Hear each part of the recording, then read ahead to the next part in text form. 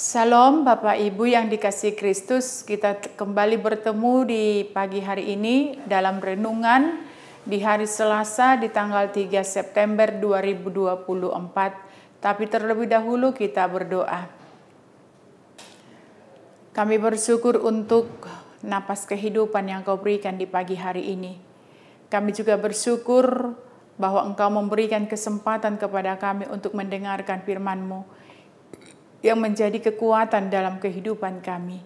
Tuhan, terangi hati dan pikiran kami, supaya kami Tuhan dapat menjadi pelaku firman-Mu di tengah-tengah kehidupan kami. Dikala kami lemah, biarlah Tuhan juga yang memberikan kekuatan kepada kami, sehingga kami dimampukan untuk tetap berdiri kokoh di dalam iman percaya kami. Terima kasih Tuhan, dalam nama Yesus kami berdoa. Amin. Firman Tuhan buat kita di pagi hari ini, yaitu yang tertulis dalam kitab Keluaran 23 ayat yang pertama, demikian pembacaan firman. Janganlah engkau menyebarkan kabar bohong. Janganlah engkau membantu orang yang bersalah dengan menjadi saksi yang tidak benar. Demikian firman Tuhan. Bapak Ibu yang dikasihi Kristus Yesus, kita pasti tidak asing dengan istilah hoax, yaitu informasi palsu, berita bohong, dan fakta yang dipelintir atau direkayasa. Sebenarnya hoaks sudah ada sejak dulu, sama dengan tuanya manusia pertama yang pernah ada. Menyebarkan kabar bohong atau hoaks sudah sejak zaman Musa, sehingga tidak mengherankan jika Tuhan memberitahu Musa untuk mengingatkan bangsa Israel agar menjunjung tinggi kejujuran dalam bentuk apapun, termasuk tidak menyebarkan kabar bohong, baik dilakukan seorang diri atau bekerja sama dengan orang lain.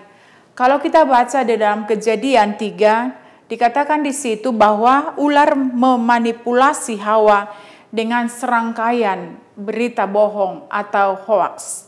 Dari pernyataan yang iblis katakan kepada Hawa, kita perlu memahami bahwa informasi yang setengah benar pun sama penyesatannya. Persoalannya saat ini banyak dari kita yang tidak hanya menyukai sebuah informasi atau berita yang digoreng, tapi kita sendiri tak jarang menggoreng berita itu, atau kita katakan informasi tersebut. Ditambahi lagi dengan digitalisasi dan online yang berekspansi lebih cepat, semakin memungkinkan berita hoaks menyebar dengan cepat dan menyamarkan tibuannya secara lebih menarik. Proyek, kalau kita lihat di sana, proyek bernama Press Draft News yang dibuat oleh para ahli dan 9 organisasi yang disatukan, Google News, Lab untuk melawan disinformasi online, menyebutkan bahwa sebagian besar konten bahkan tidak palsu, itu asli, namun digunakan di luar konteks dan dipersenjatai oleh orang-orang yang tahu bahwa kepalsuan berdasarkan inti kebenaran lebih mudah dipercaya dan dibagikan. Bapak Ibu yang dikasihi Kristus, mengetahui hal ini, kita sebagai orang percaya harus mampu mengendalikan diri dengan cara selalu mengingat bahwa kita tidak dipanggil untuk menjalani kehidupan yang setengah benar. Itu sebabnya tadi firman Tuhan dikatakan jangan engkau menyebarkan kabar bohong. Karena itu juga bertentangan dengan yaitu hukum Taurat. Kalau kita baca hukum Taurat yang ke-9 dikatakan supaya jangan bersaksi dusta. Ketika kita belum mengetahui secara benar apakah informasi itu benar atau tidak. Jadi kita jangan langsung menyatakan berita-berita yang kita sendiri masih ragu akan kebenarannya.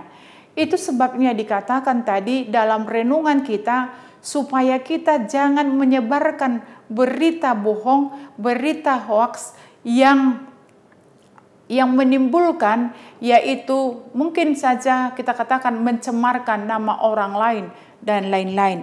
Dan kalau kita baca juga di dalam Amsal 19 ayat 9 dikatakan, bagaimanapun juga orang yang menyembur-nyemburkan kebohongan akan binasa. Orang pembawa berita bohong atau hoaks, dia akan dikatakan dia akan binasa.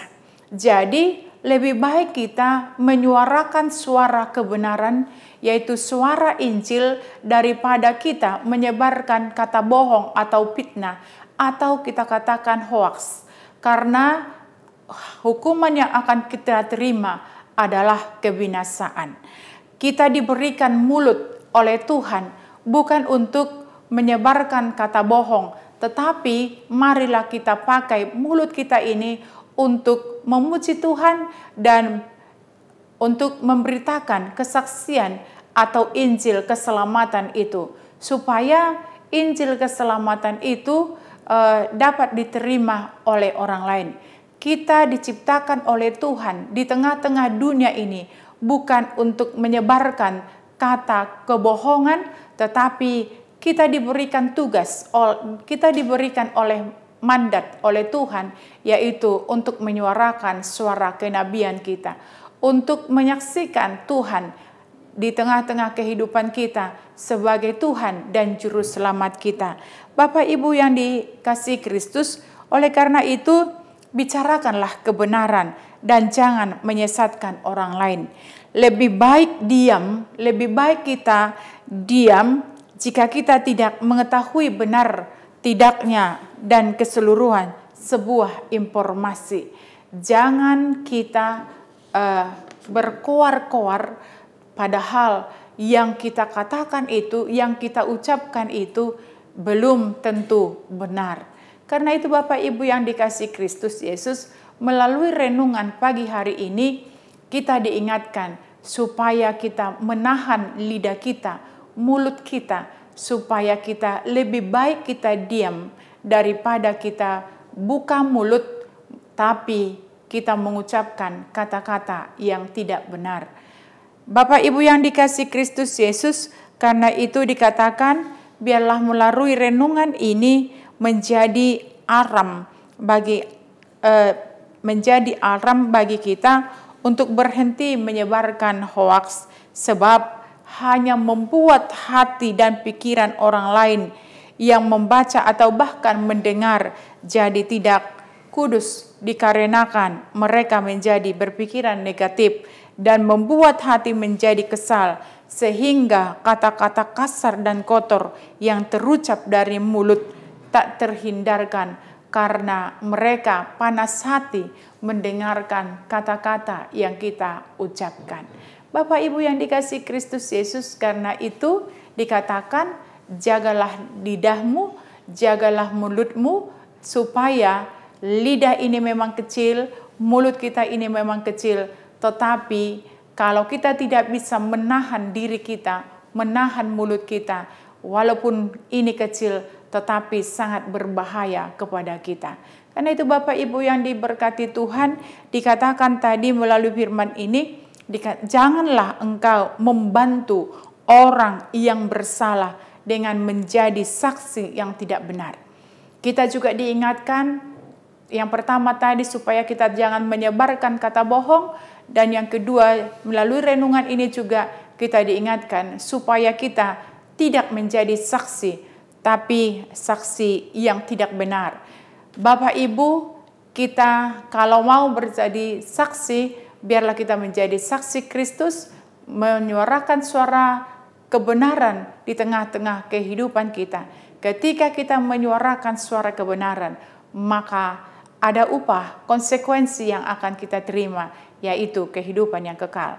Tetapi ketika kita menyuarakan suara kebohongan, menjadi saksi kebohongan, maka hukuman, kematian, kebinasaan, itulah yang akan menjadi upah kita. Karena itu Bapak Ibu yang dikasihi Kristus, mari kita menjaga mulut kita, lebih baik kita diam daripada kita berkoar-koar membuka mulut, tetapi kata-kata kita menyinggung perasaan orang lain. Amin, kita berdoa. Bapa di dalam sorga, terima kasih buat firman-Mu yang boleh kami dengarkan di pagi hari ini, yang mengingatkan kami Tuhan, supaya kami tidak menyebarkan kata kebohongan, menjadi saksi kebohongan, tetapi biarlah kami Tuhan membuka mulut kami dengan suara kebenaran, dan biarlah juga Engkau perlengkapi kami Tuhan di tengah-tengah kehidupan kami, supaya kami menjadi anak-anak terang, pembawa berita kebenaran. Bapa di dalam sorga, bantu dan perbaharui hidup kami, supaya kami tetap menjadi anak terkasih Tuhan. Di dalam nama Yesus kami berdoa. Amin. Terimalah berkat Tuhan. Anugerah Tuhan kita Yesus Kristus dan pengasihan daripada Allah Bapa dan persekutuan Roh Kudus menyertai kamu. Amin. Salam, selamat pagi, selamat beraktivitas.